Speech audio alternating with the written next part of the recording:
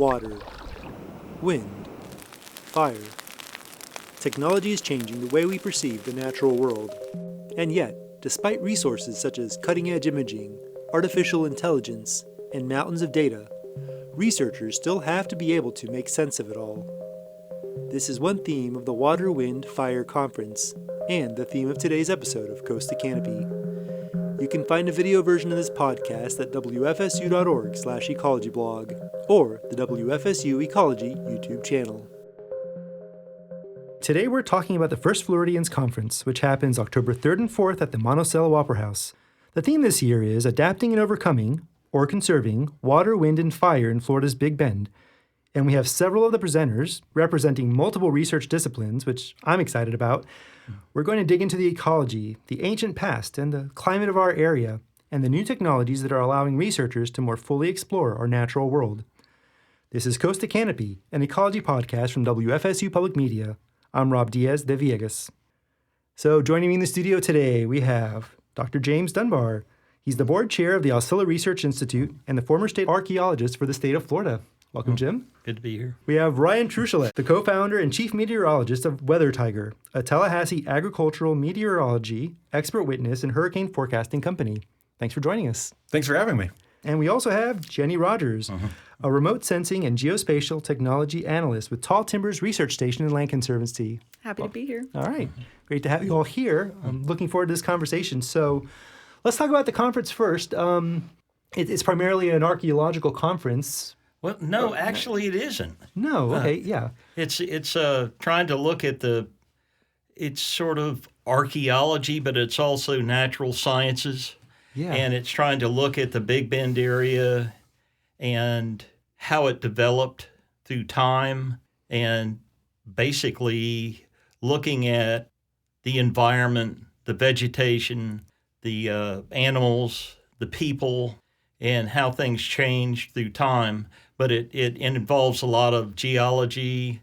It involves multispectral imaging. It involves weather forecasting and those type of things. And one of the reasons we decided to go on the theme of water, wind, and fire is the last 3 hurricanes that have hit here. We've had some wildfires, and I thought it would be a good time to address sort of a broad spectrum of different topics that are all related in a way, but they're not related directly to each other. In the discipline of archaeology, I mean, you draw upon all of these different other disciplines too. I mean, it's all very heavily intertwined, right? Right. It's as much as we can bring to the context of things, the better off we are.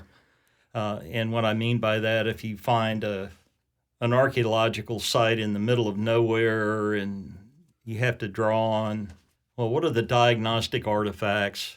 That gives you a sense of time, but also, well, how did these people live? And if you have a place where you can core for pollen and get that kind of information, bare earth LIDAR may give you some kind of information of structures at the time. But we have somebody that's a geologist out of Canada that's going to come and talk, and Brendan Fentry, and his interest is looking for weather conditions in ancient times. And he's found some evidence of hurricane activity in Florida 12,500 years ago or so. Oh, wow. Yeah. So, we have a variety of speakers, and it should be a very interesting kind of conference. And for archaeology, we'll try to use everybody's everything to try to make sense of what happened in the past.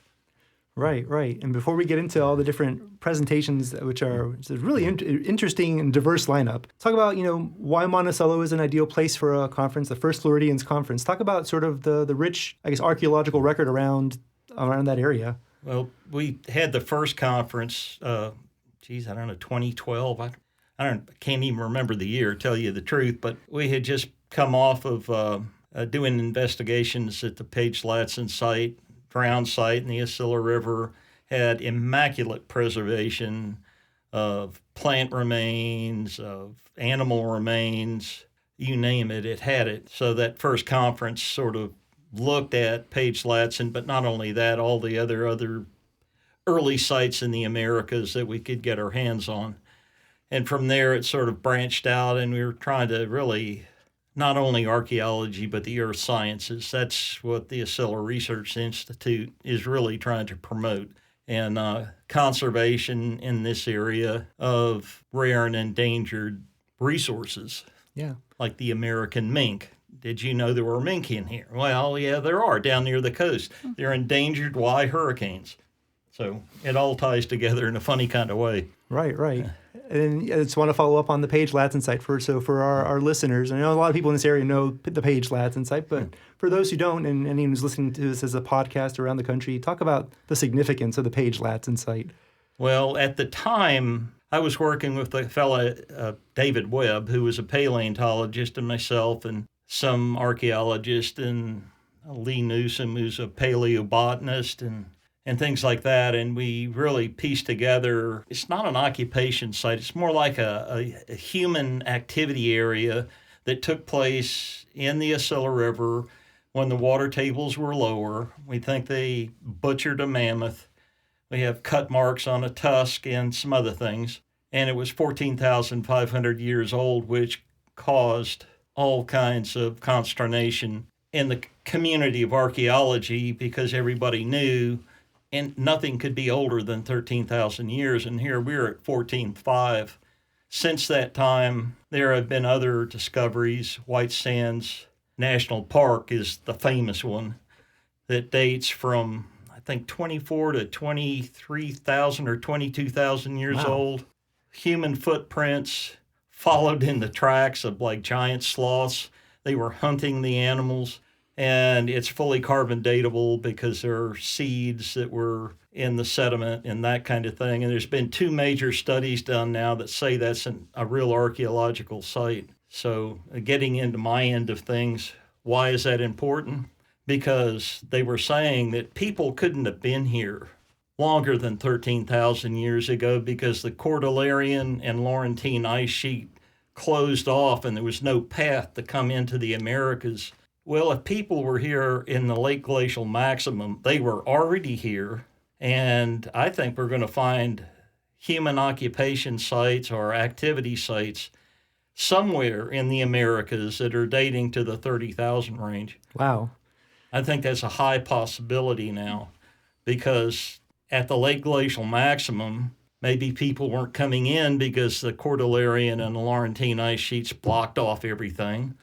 But they were already here is the point. So anyway, it makes it interesting. Right. So let's go around the table. Let's talk about you guys' presentations. Ryan, let's talk about our Florida climate. So what's your presentation about? So I'm going to be looking at both the climate of North Florida and potentially how it is changing with an eye towards climate extremes, impactful weather. You know, in the last 2 years here in Tallahassee, we've had the warmest month in Tallahassee history, August 2023. That ended with the first major hurricane landfall ever in Apalachee Bay, Adelia. We then followed that up with the most impactful tornado outbreak in Tallahassee history in May of 2024. We followed that up with the first Category 4 hurricane landfall ever in Apalachee Bay in Helene.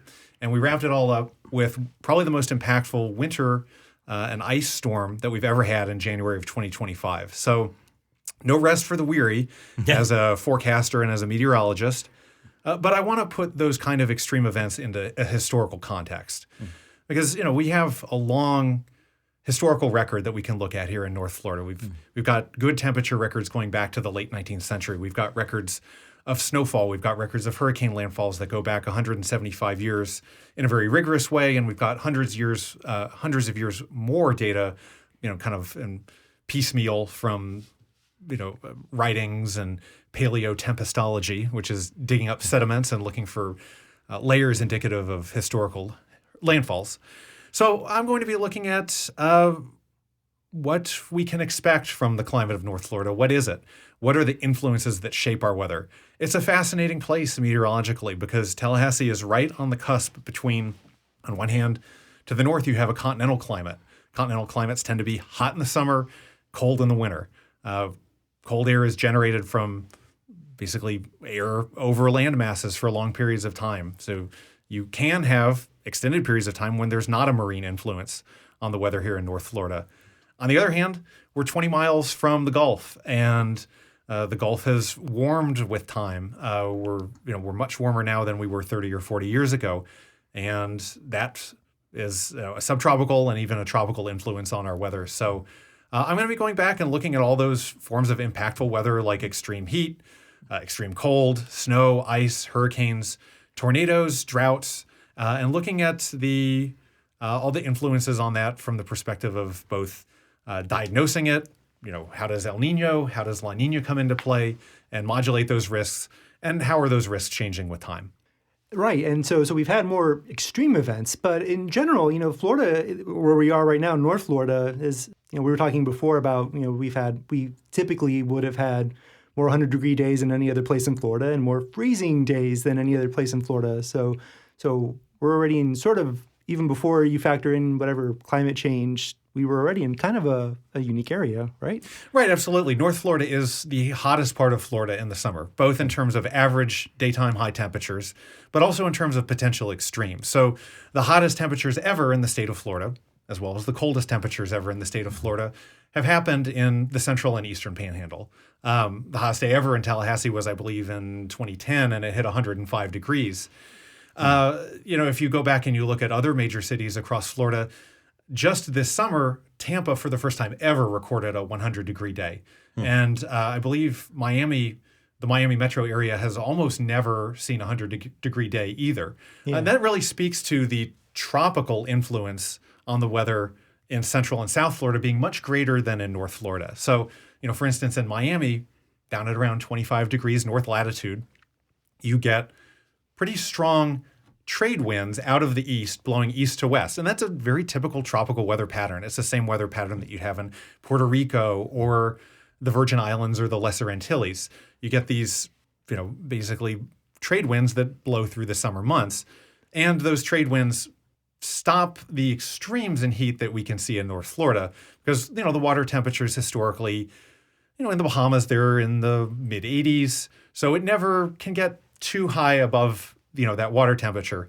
Now, the flip side of that is, of course, the temperature can't get too far below what the nearby water temperature is either. So, typical summer day in Miami, historically, high of 90, low of 76. Typical summer day in Tallahassee is much more variable. If the winds are out of the north and you don't have that Gulf moisture influence, that's how you get those days where the high temperature is 100 degrees or more. Now, obviously that's always been a historical possibility, but we are seeing increased frequency of those temperature extremes, days of 100 or greater, over the last 2 or 3 decades. And drought too, right? Or is that just my perception where I see I remember just as a gardener, I would look at my plants in the garden and it didn't rain for 6 weeks, like maybe 5 or 6 years ago. And are we experiencing more drought too, and longer and harsher droughts? We are. And one of the big reasons for that is one of the fingerprints of climate change is an increased prevalence of La Nina versus El Nino events. Now, just to provide some context for listeners here, La Nina and El Nino refers to sea surface temperature anomalies in the equatorial Pacific Ocean, specifically the central equatorial Pacific. We're talking southwest of Hawaii. We're talking the vicinity of the international dateline. So this is far from Florida. And you might be wondering, okay, great. Why am I talking about sea surface temperatures along the international dateline? Well, that's because sea surface temperatures in that area are kind of like a climate pacemaker. They really set the tone for weather patterns worldwide, including in North America. So historically, models that have tried to project global weather patterns forward with anthropogenic warming influences have really split on, is there going to be more El Nino? Is there going to be more La Nina? This is sensitive stuff. It's a feedback between ocean and atmospheric circulations, and it's tough for models to get that right. Observationally, however, if you go back and you look at the last 40 years, one of the only places on Earth where average sea surface temperatures are not getting warmer is right in that region where we define El Nino or La Nina events.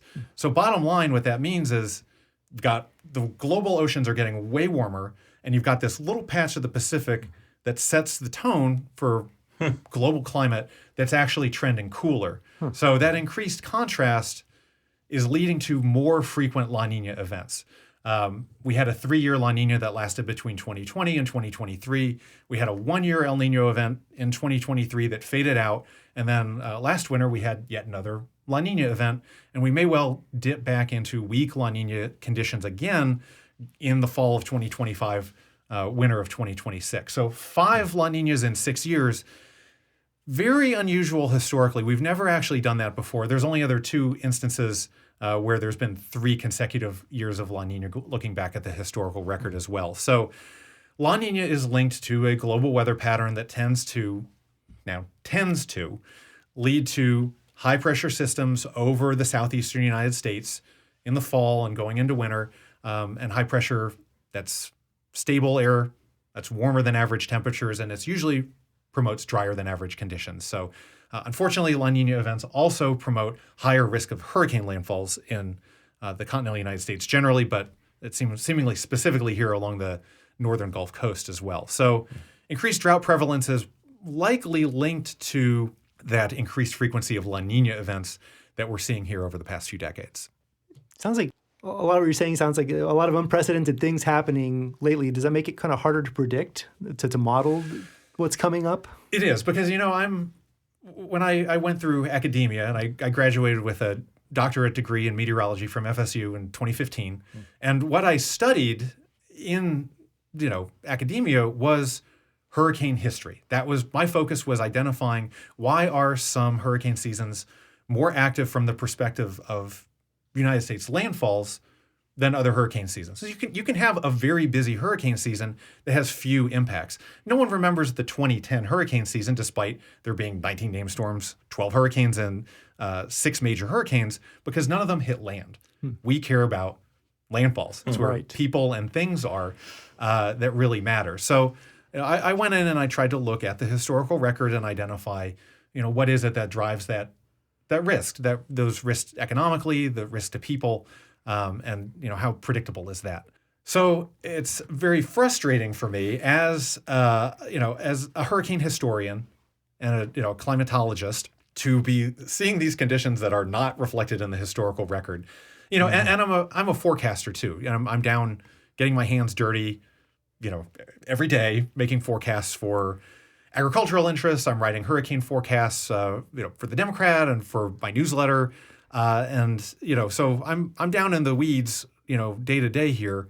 And there's lots of things that are happening that, we don't have great historical precedents for. There's more things that are possible in weather than are dreamt of in climatology, unfortunately. We're just changing that kind of what I would call, putting the statistician's hat on, the background distribution that we're drawing from is changing, potentially due to some natural influences, but there's an strong anthropogenic fingerprint on it as well. Gotcha. And so I was looking at the Weather Tiger website. So you use proprietary algorithms. So talk about the technology now that's used and how it's helping you, this kind of new technology, but also how much more public-facing a lot of this technology has become. And you see a lot more people posting, spaghetti maps and all this. Just talk about how technology is changing sort of the face of meteorology and meteorology as perceived in the public. Sure. Well, what I'm doing at Weather Tiger primarily is I'm taking data sets that are being made available publicly through the National Weather Service, through NOAA. And by law, all those data sets, any data that the NWS or NOAA are generating must be made available to the public at no charge. But there's a profusion of data. There's far more data available than we're able to make sense out of. Currently we have. So what I'm doing is I'm going into those data sets and I'm using my scientific training from my academic life to responsibly extract insights from that data set and turn them into forecasts that are useful and usable for my clients. And my clients can include people who are reading the newspaper or reading my Substack newsletter, or the clients that I'm working with in agricultural meteorology. So what I'm doing is I'm going back and I'm identifying the patterns and other instances where highly impactful weather has occurred and making probabilistic forecasts about how busy is hurricane season going to be from a landfall perspective based on that information. What fingerprints can we go back and we look at as things that have reliably and consistently provided us skill in being able to say this is going to be a bad hurricane season or this is going to be a not so bad hurricane season. And that democratization of data, I mean, it's a great thing. It's what I've made my career on, basically. The flip side of that is that with so much data available, if you do not have a scientific background, if you do not have the scientific training, or, I mean, let's take a step further back. If you are a bad actor who's looking to construct a narrative for hyping up, extreme events or making irresponsible predictions to scare people, you certainly have the ability to do that with the wide variety of weather models and modeling data that's available. So, great example, just, out there right now, we have what I think just became Hurricane Aaron. Right. There was chatter from social meteorologists that, Aaron was going to be a threat to Florida, and that just there never was the case. That was always something that was an extreme outlier possibility. But if you were just perusing social media, it wouldn't feel like that to you. You'd have your emotions played upon to feel fear, to be afraid that this is going to be a highly impactful event, when in fact, there really was never, more than a 10% chance of any significant weather impacts on the U.S. East Coast. So, as I like to say, bad information can circle the globe before good information puts its pants on. Yeah. And I feel like a lot of what I'm doing is just, kind of fighting these rear guard actions to, say, no, this is kind of the responsible take on this. Right. And working in media, I think we always talk about media literacy. There are so many sources of any kind of information. And so for weather, I mean, how do we judge what's a quality weather source compared to, something that's more preying on our negative emotions? Well, the great thing about weather is it's a pretty short-fused system when you're making predictions. It's very prediction-based, and you get to have a W or an L in a week or two. Yeah. So I would urge listeners to keep track of the wins and losses of the weather data sources that they're relying on. No forecaster is perfect. I certainly have, made errors and made mistakes. It's just part of the job. There's an inherent uncertainty into making forecasts. And the job of a good forecaster is to communicate that uncertainty, communicate the different possible outcomes, and, balance that by, you also want to say something useful that someone can use to make a decision. So you don't want to say everything is a possibility. But, essentially you do need to balance those two things, the usefulness with the, possibility that you could be wrong, and you don't want to be an overconfident forecaster. But at the same time, if your forecast source is saying and alerting you to things over and over again that don't happen, that are scary, that are frightening, that are extreme, that's an L. Keep track of that. Don't follow data sources that are leading you astray over and over again. And it's an easier thing to do in meteorology than it is in some other fields too. True. I guess before I move on, what's the forecast for this hurricane season? Well, I don't think it'll be as bad as last hurricane season. I don't see the signs that we're heading for what we would call a hyperactive hurricane season, where we're 165% or more of an average hurricane season. But I do think it will be a generally busy hurricane season, busier than our 50 or 75-year averages. Last year at this time, my forecast models were indicating that the U.S. was likely to see a total of 4 or 5 hurricane landfalls in the continental United States over the course of the season, and we had 5, unfortunately. This year, that range is 1 to 3. And normal is 1 to 2. So we're putting a little more probability in the 2 to 3 range than the 1 to 2 range that we normally do. But I'd say there's a 75% chance that we'll see between 1 and 3 United States hurricane landfalls between now and the end of the year. So you also deal with a lot of pretty new technology to look at, our forest lands. So talk about what's the name of your presentation? I think it's the next generation of satellite imagery for detecting plant communities in the southeastern U.S. I might be wrong on that. I have a paper that's closer in line to that, but I do remote sensing, so that just means observing the Earth from above. So we use satellites or drones, but really I work with any data as long as it's associated with a location. And so for this project, I came in and we're using satellite imagery, and we're actually using the next generation of satellite imagery. So you said multispectral, but we're actually using something called hyperspectral. And I guess sort of to orient, so these are satellites taking images images of the ground. And, in a typical camera image, you have pixels. And almost when you were a kid, maybe you pressed your face up against the TV screen like your parents told you not to. Right. And you could see the individual pixels. And they were a line of red, green, and blue. And each of those are at different intensities. And then you back up and you're like, wow, this creates so many different colors. So and each of those intensities for those three colors is a number.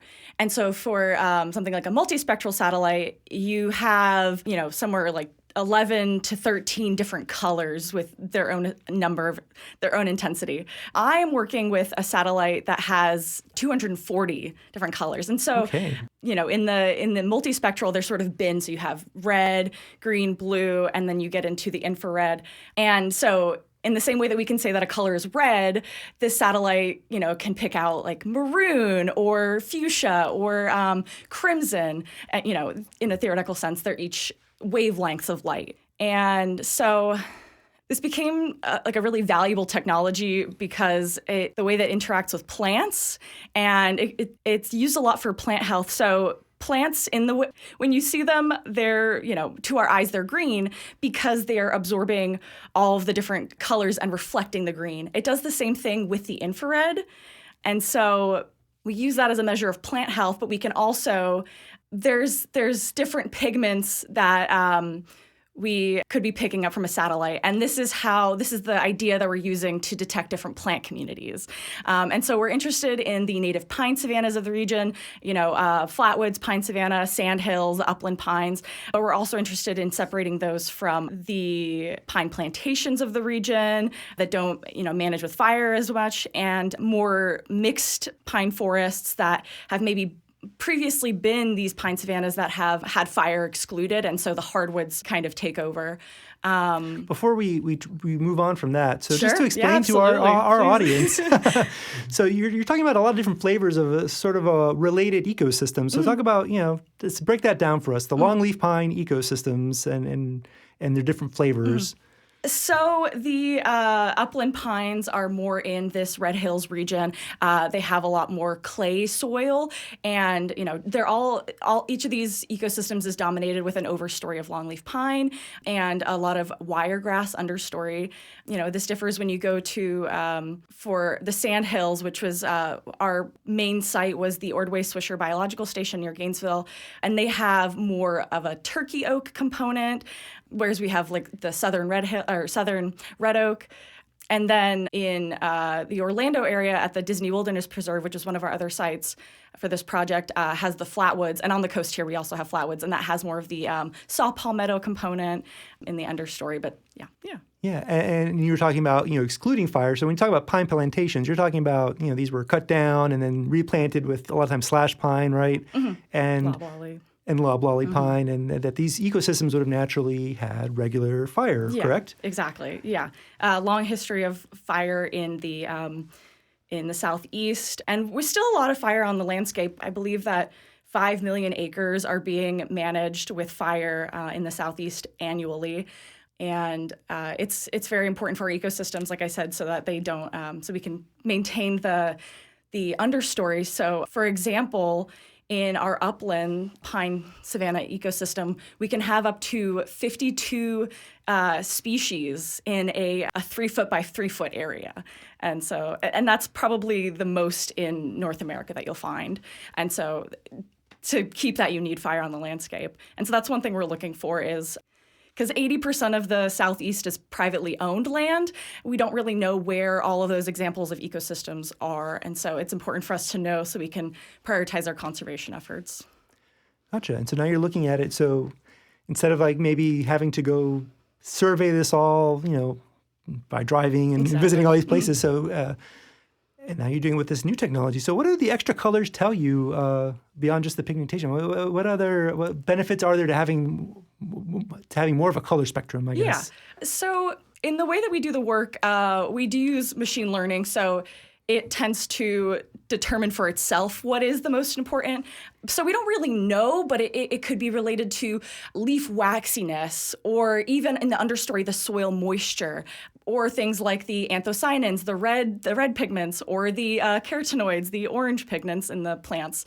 So we really just let the model sort of determine what's the most important. And a lot of it tends to be even just the amount of chlorophyll that you see in the plants. But Gotcha. So you're saying machine learning. So this is still learning. So you said I saw in your description for this, you got 76% accuracy when you ground truthed it, right? So talk about that. How teaching this and having it teach itself. I guess how what these ecosystems really are. So thankfully, we're working in an area that has a long history of research in the plant communities, and so we know, where these ecosystems are for, the areas that we work in, and we're able to, tell an algorithm, hey, these are known areas. Can you help us with these photographs find other examples? And so we use random forest modeling, which is made up of decision trees, which are essentially flowcharts.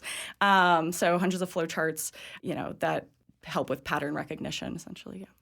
Right. What are some of the uses for this going forward? I mean, what are some of the things that really will enhance the research at Tall Timbers from this kind of work? Absolutely. And so the state of the project now is not, publicly available, but we've gone out and field truthed a lot of it. And we did find, even in areas that we thought had previously been surveyed for the wiregrass understory, we found new examples of it, and we're able to add that to our internal database. But we use models similar to this that are publicly available, such as the Landfire from the U.S. Forest Service, that does break down ecosystems in a similar way using the multispectral satellites, actually. And those help us determine where to prioritize conservation. So we were talking before we started recording about your background is you've done more on the talk about your background. So you didn't just start with computers, right? You were. I guess going back to my graduate work, I actually studied Arctic carbon cycling and worked in a lab a lot. But I realized that wasn't quite for me, and so I did leverage my computer skills to do more of the remote sensing. But even I had a period where I was doing post-wildfire vegetation surveys out in the Sierra Nevada and California, and I think that really helped me, understand the role of fire in ecosystems, and I get to help in prescribed burns every once in a while at Tall Timbers, so that's lovely. Yeah. Do you think it helps to be on the ground and also looking at it from that Absolutely. really cool... I mean, you need the on the ground to inform the models. There's not really a way around it. You have to tell it what to look for, and so you have to know yourself, really. Gotcha. So you're doing this really high-tech way of mapping ecosystems and our Earth. Mm-hmm. So Jim, now your presentation is talking about a lot of map making in the 1500s. Right. It within the last decade anyway, archives all over the world, well, probably in the European Union, the United States, Australia, places like that, have started to make and digitize their historic maps, which is wonderful because you can just download them and then compare and contrast. And that really hasn't been around that long. So if you're a Spaniard, you've got a new world you just found, and you need to map it. But how do you map a sphere and put it on a flat piece of paper? So the Spanish government first employed cartographers, and then, no, we need cosmographers, the people that look at the observable universe, bring it back down to Earth, and let's see what we can do. And one of the most famous, I think, was Alonso de Santa Cruz. He and a fellow you may have heard of before, Sebastian Cabot. Sebastian Cabot was the pilot major for Spain. And they went on an expedition from 1526 to 1530, and they wanted to get around into the Pacific, but the headwinds were too strong. So they stayed on the coast of South America, then into the Caribbean from 1526 to 1530. The Narvaez expedition took off in 1527. So by the time that Narvaez expedition had disappeared and nobody knew where they went. They just disappeared in Florida someplace. They had to know about that.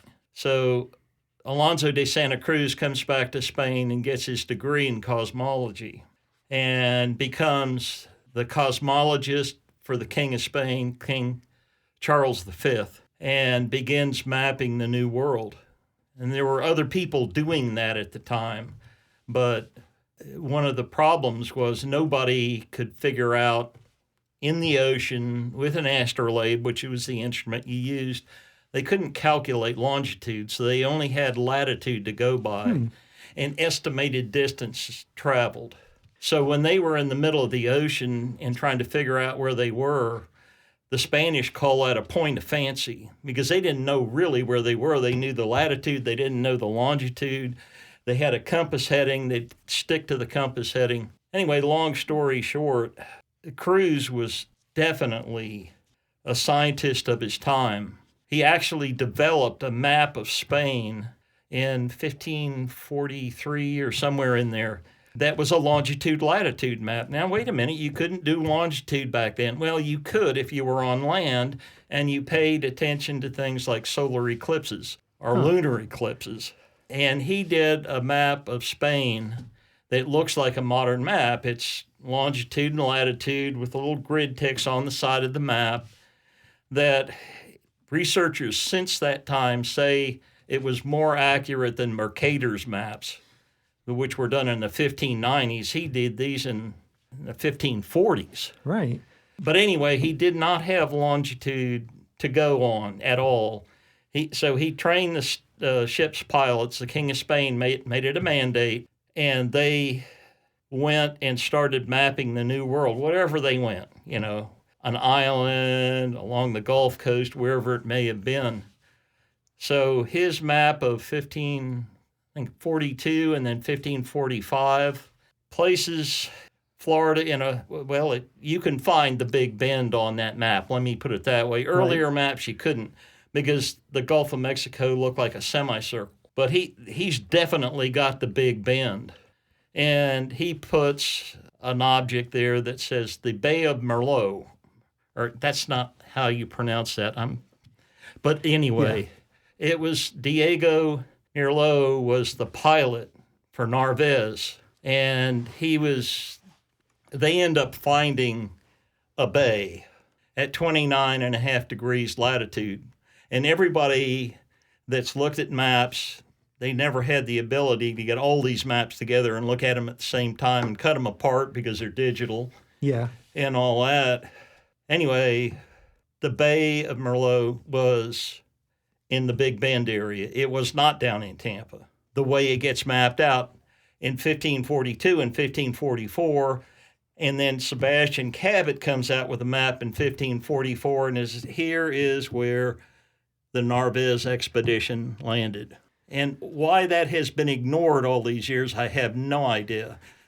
So there was confusion about where he landed because so some maps say he landed closer to the Osceola River, but I've always heard he landed kind of closer to Tampa. And that's where that's the conventional thought. Yeah. Now, to mix it up a little bit more, which I'm going to get myself in trouble academically, but that's fine. I love this stuff. Hernando de Soto had a scribe who described how they got to Florida. They got to Florida by finding the dry Tortugas and taking a due compass course north. Back then, they had no way of correcting for magnetic variation, which was about 9 degrees to the west at the time. So you had to correct back to the east 9 degrees to get on true north, if that makes sense. They didn't have any way to correct that. They didn't know how to correct it or why to correct it because it wasn't common knowledge to the average pilot of a ship. If you do that, you're going to end up around the Osceola River or somewhere thereabouts. You're not going to be anywhere near Tampa. You're not even going to be within sight of land of Tampa. Right. So, anyway. So you've been looking at a lot of different maps that are digitized. So how consistent are there depictions of the Gulf around Florida and the Big Bend area? Yeah, in the first place, nobody knew that the Gulf of Mexico existed quite until 1519, when the first Spaniard went around the coast and got back to Veracruz and said, there's no path. They were looking for a way that was simpler than the Straits of Magellan to get to the Spice Islands in the Pacific, and there wasn't any in the Gulf, but they didn't know that.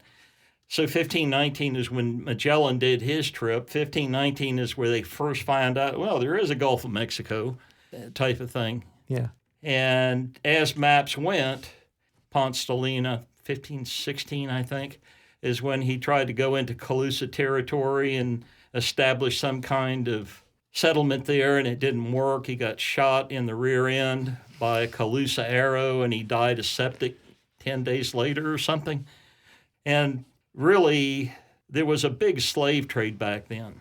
And the slave trade were Spanish privateers that were going along the coast of Florida or anywhere else to find native peoples to put into the slave business of the big plantation owners in different places.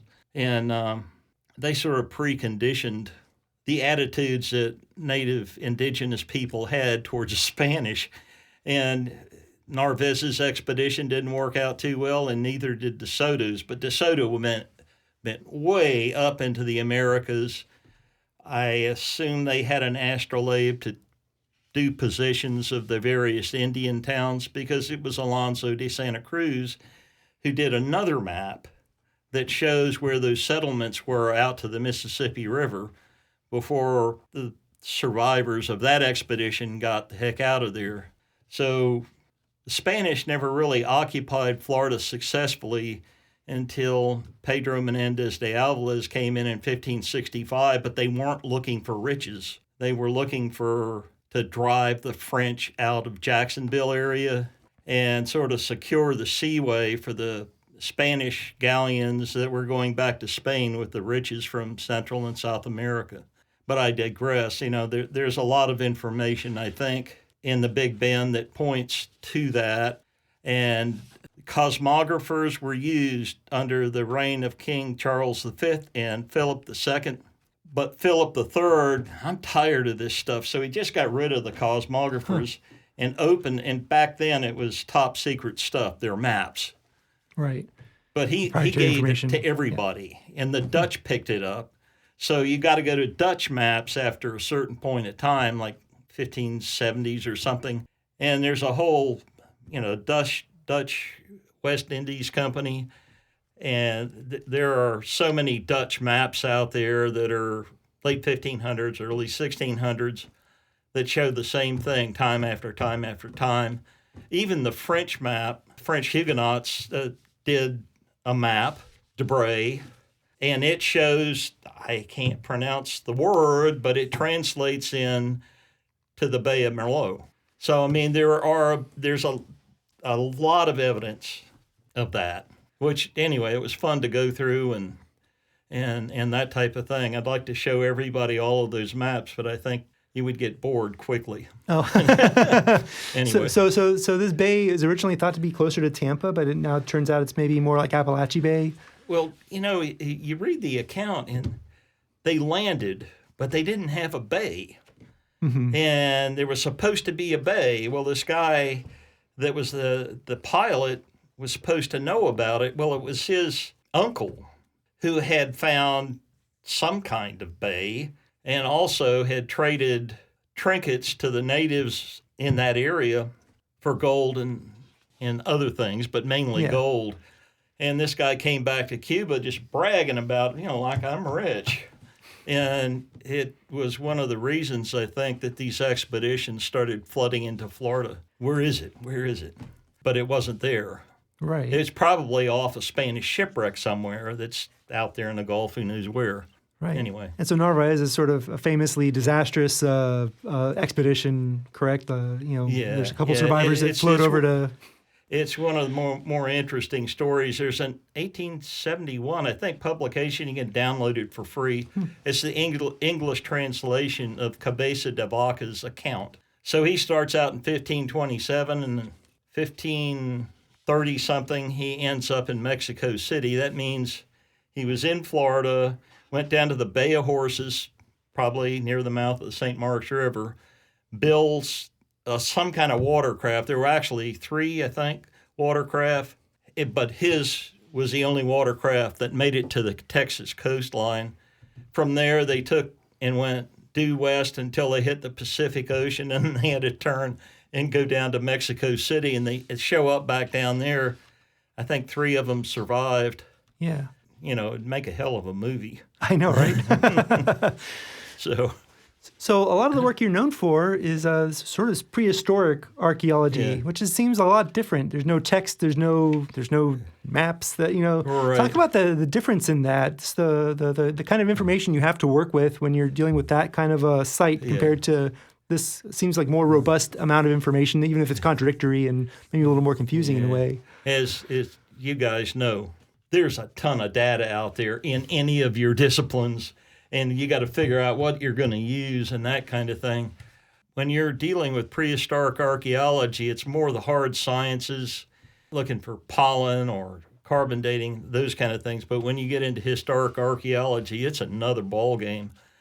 And the Spanish were very good record keepers. Anyway, it's been an education for me. A professor over at the University of West Florida, John Worth, has given me a lot of really good advice. And I'm trying to get a paper published on that right now. Gotcha. And so you're also going back to this coastline, and you're mapping with LiDAR now? Is that?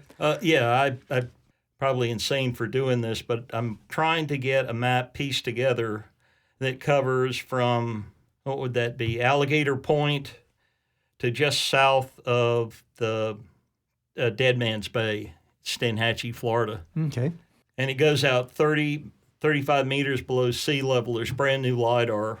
And then I'm trying to pull the land-based LiDAR and go all the way up and have a map for the conference. I don't know if it's going to work. I'm about ready to kill my computer or kill me out anyway. But yeah, talk about the LiDAR scanning. So how does that work for our listeners and viewers? It's similar to what Jennifer's doing, but it's different. It's a laser. For land-based LiDAR, you use a red laser. For bathymetric, you use a green laser. And you need clear or fairly clear water to be able to do the bathymetry part of it. But when you get it, it's really high fidelity. And I think USGS, probably in cooperation with the Florida Geological Survey, have been collecting this data now. And the first scraunch of LiDAR for offshore is for Appalachia Bay. And I found a lot of interesting things out there. I don't dive anymore. I have to get some of my friends to do it.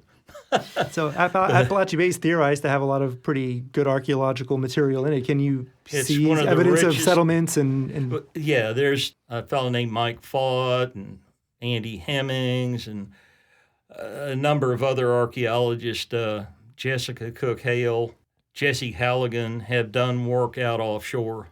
Yeah. And we started it, Mike Fott and I, 1986. He wanted to come over and find some underwater prehistoric sites offshore. And I couldn't believe that. We got a little clunker of a boat and went offshore and found 3 sites on the first day. Yeah. Does LiDAR help find more sites? Or? Well, we didn't have LiDAR back then. Or now, but would it now? Does it have that usefulness? It does because it finds outcrops. Oh, okay, right. Or it finds a sinkhole. Yeah. And some sinkholes are bowl-shaped. They're probably backfilled with sediment, but others look like they maybe have a cave or a spring. Right. And those are places where I guess the artifacts would be protected from wave action. Is that? Yeah. I went out and helped Mike Fott, and then Fott did the rest. And there's been a number of articles written about that. But the only in-place stuff that I have seen from offshore was probably older than Paleo-Indian, during a time when sea level had been close to where it is now, and then it went down. And when it did, trees grew up on shell beds, like oyster shell beds and things like that. Right. And then we came back and did some excavations and got down on the shell layer, and why is all this wood here? And one of the fellows I was with sort of stopped everything, and he dug way archaeologists don't usually, and uncovered the wood, and they were tree roots. Okay. Yeah. Anyway, it's out there. It's just not intuitive always how you find it. Right, right. And so we're talking about a lot of new technology. So talk about, I think, in all your fields, I mean, the technology, how often does it change, and is it hard to keep up with for anyone? Well, kid me. I mean, there's technology I wish I knew about or knew how to crunch the data, but I'm going to rely on somebody else to do that, looking for the nanoparticles that indicate extraterrestrial airburst or impact or whatever it, yeah, and, so you have to rely on your colleagues. Right, right. Well, I'd certainly say in meteorology that things are changing quite quickly. I mean, one of the things that is just now coming to the forefront are machine learning or artificial intelligence means of doing the type of weather prediction that we're more used to full physics models doing. And we've kind of gotten familiar with those over the last 20, 30 years.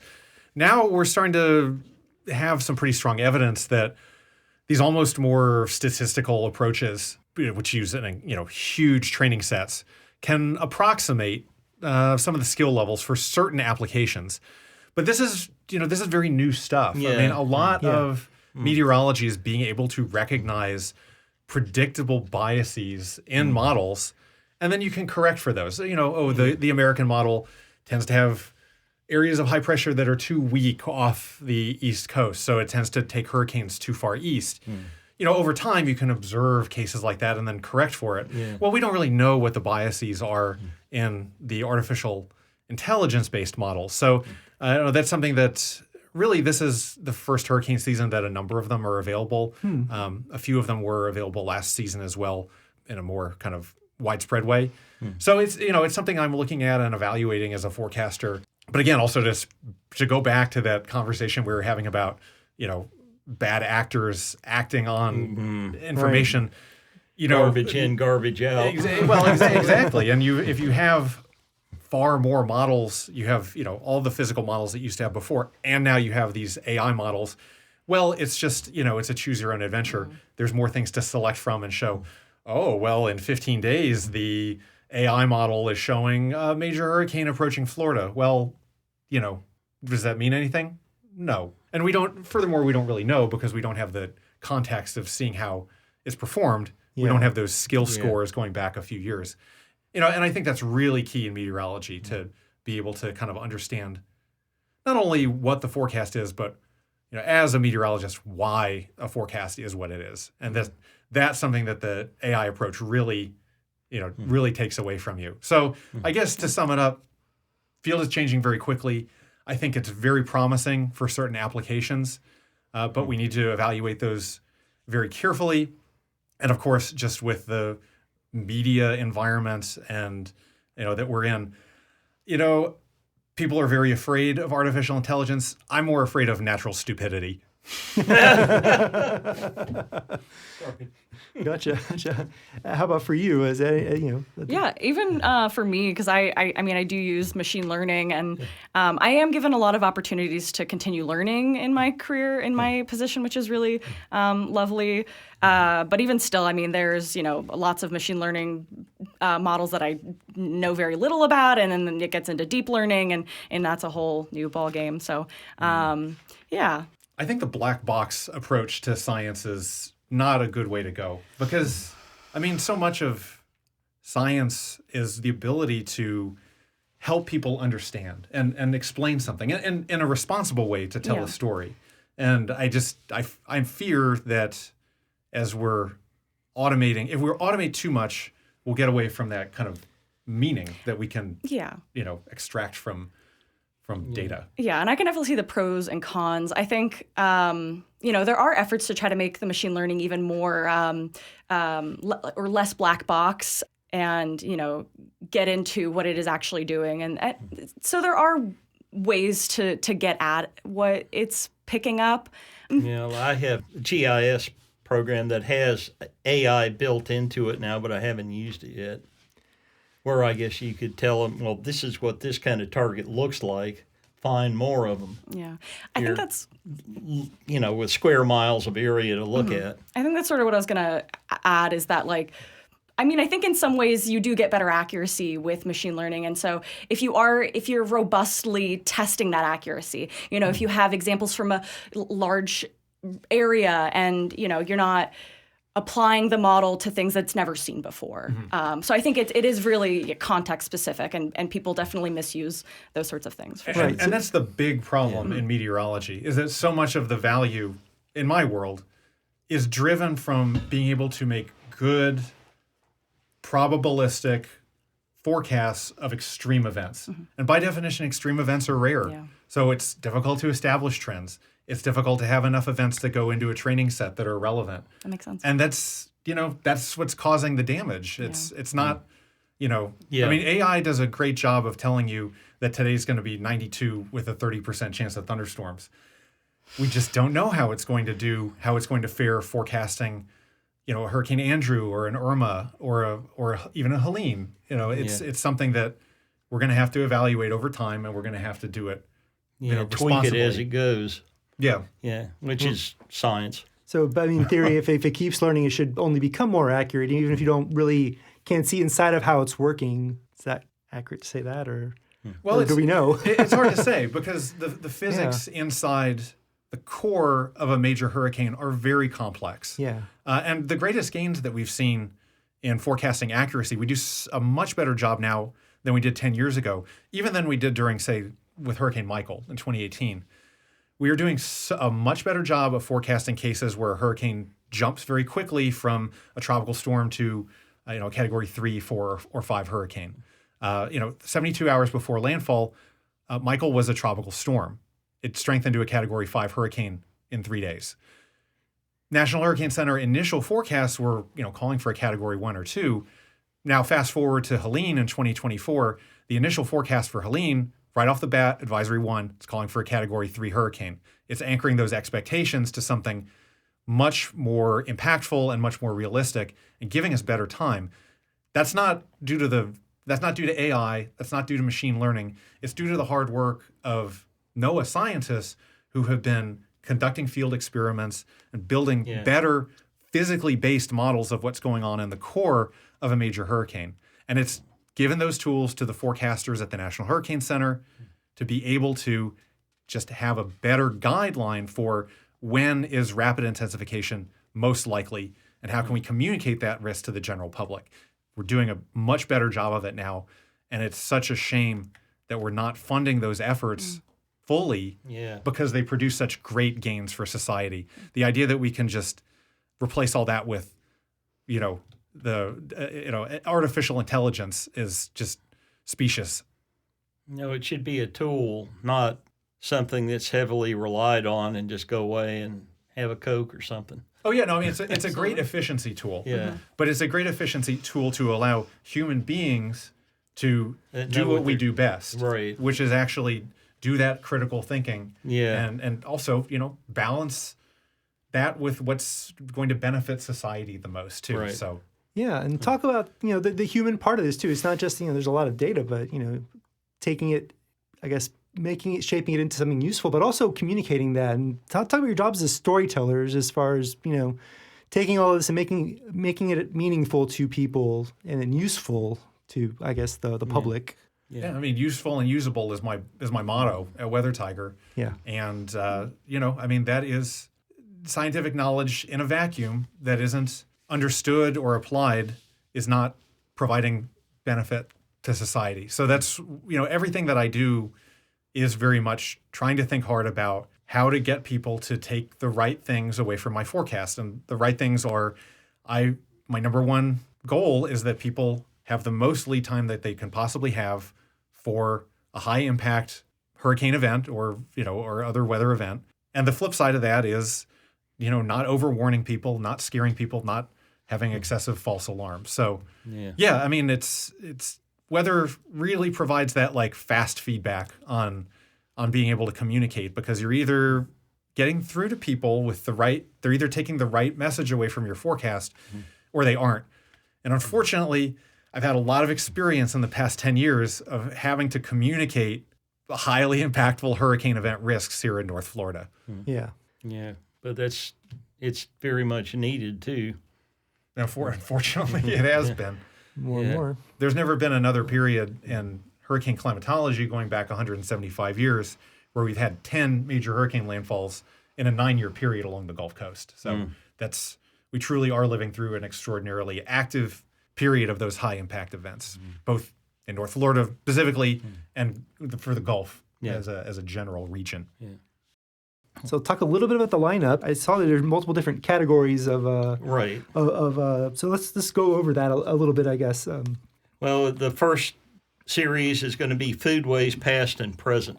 And Andy Hemmings is going to be one of the speakers. He will talk about the plant that were available, edible plants that were available to Paleo Indians way back when. Tanya Perez is going to be talking about Mississippian and earlier cultures that were mound builders and midden builders and what they had for a diet. And then we're having a fella, John Latson, talking about the lifeways of the Osceola River rivermen, 1900 to 1940, which is really sort of fascinating. Yeah. It's a little-known story. The Great Depression hits. People go to the Osceola and the Wississa River because there were wild range cattle all over the place. There were wild pigs. In the winter, they had the mullet runs. It was a way to make a living with very little money. And those people that herded cattle would ship them off to markets, whatever markets there were during the Depression. So that will be an interesting talk. So you're covering all the way from at least 14,500 years ago to the Great Depression. Wow. Yeah, right. Great Depression to World War II, basically. And then we have influence and climate events in the Big Bend area, and we have Ryan speaking on the weather tiger, I should say. Yeah. Speaking on, hurricanes and how they develop and the conditions for wildfires and tornadoes that we unfortunately have had here that really caused some damage. Ralph Clark is an interesting speaker. He's worked for DEP for maybe 30 years now, and he is the one that goes into the field that does the assessment of damage of buildings and structures, not everywhere, just on the coast. And his findings are very enlightening about the last 3 hurricanes that hit here. And the Cat 1 did the least damage, and the Cat 4 did the most damage, which should be expected. Morgan Varner, who is with the Tall Timbers Research, will talk about plants that are adapted to fire-prone areas, which should be interesting. Yeah. Because we have a lot here, although not every place. I mean, if you're in an oak magnolia-type hammock situation, you're probably not going to have great forest fires rip through. Right. That have spruce pines instead of yellow pines. The spruce pine has no sap. It doesn't burn very well, those kind of things. Any upland, I guess, in the American Southeast, I guess, more or less, is a fire-adapted. Yeah, well, there's fire-adapted yeah. and wealth of resources, aspirations for the future. Tony Murray will give a talk. And then the keynote speaker, Bruce McFadden, who just retired as a major paleontologist at University of Florida, will talk about Florida prehistory for everyone. And I think he's done a lot of things, but he likes the original Pleistocene horses of Florida. And then we're going to go to new technology, understanding, and knowledge base. And Jennifer Rogers is going to talk on the new multispectral imaging and what it's capable of doing. And I'm really anxious to hear that because I think it's cutting-edge science right now. Okay, Brendan Fentry, a geologist who is working for a mineral exploration company in Canada now, has taken some fossil bones we have gotten out of the Osceola River as well as the Wississa River, and they're quite different. Yeah.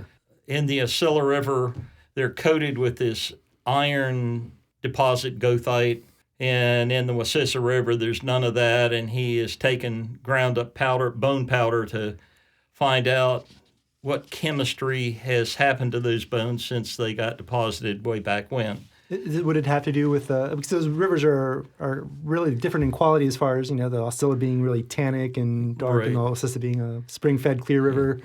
I think you could look at the Osceola as a river that's been underground primarily and slowly coming to the surface, and it collapses in, and then you get a channel, and one end is a spring and the other end is a siphon. Yeah. Whereas the Wassissa has always been a surface channel, broad, flat surface channel.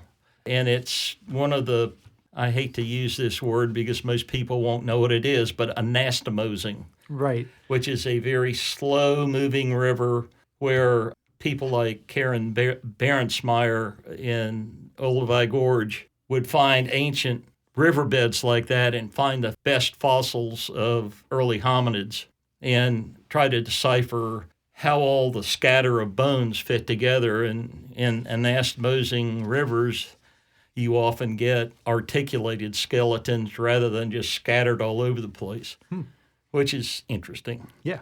Ben Tanner is University of Stetson. I actually went to school with him way back in the days, a geologist that's been doing organic sediment research in Florida spring runs and has found some interesting things.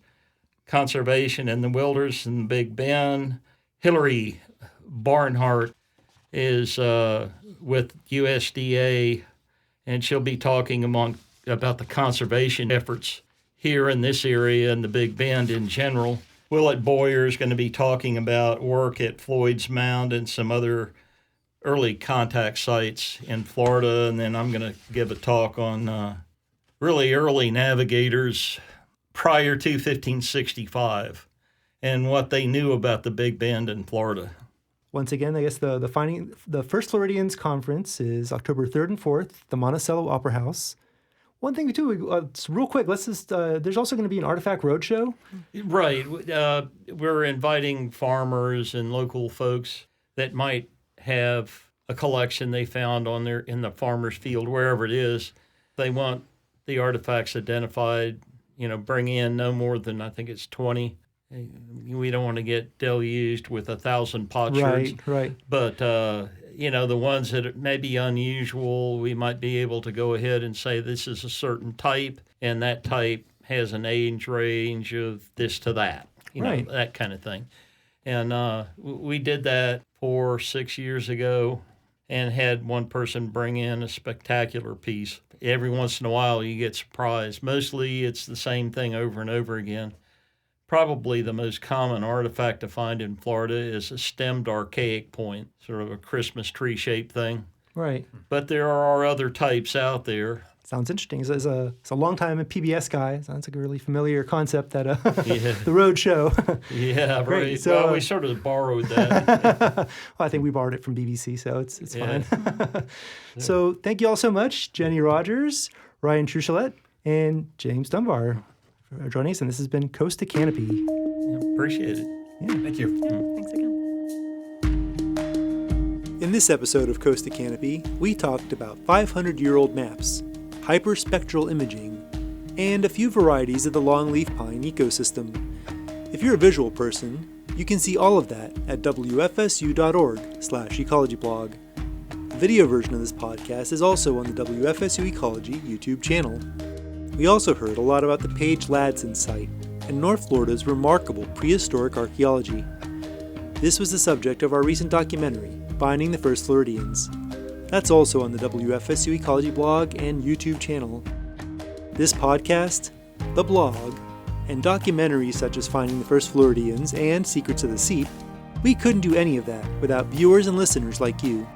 If you want to support ecology content on WFSU Public Media, you can do so by joining the Seed Circle for a $10 a month donation. I thank Seed Circle members on every episode of Coast to Canopy, and in our second month, we have a few new names. Thank you to David Blair, Carol Goodyear, Chris McFarland, Carrie Maddox, Clara Mullins, Alina Pryor, Kim Sash, and Donna Tharp. Even if you don't join the Seed Circle, any amount helps. And for a $7 a month donation, we'll send you a WFSU Ecology blog calendar with photos of my North Florida adventures. You can make your donation at wfsu.org/ecologyblog. This has been Coast to Canopy, an ecology podcast from WFSU Public Media. Today we had Evan Rossi running audio, Aaron Welch, Ian McGordy, Paul Dam and Jason Acuna handled video. And they spruced up the lighting in our studio. Ian McGordy edited the video version. And I'm your host, Rob Diaz de Villegas.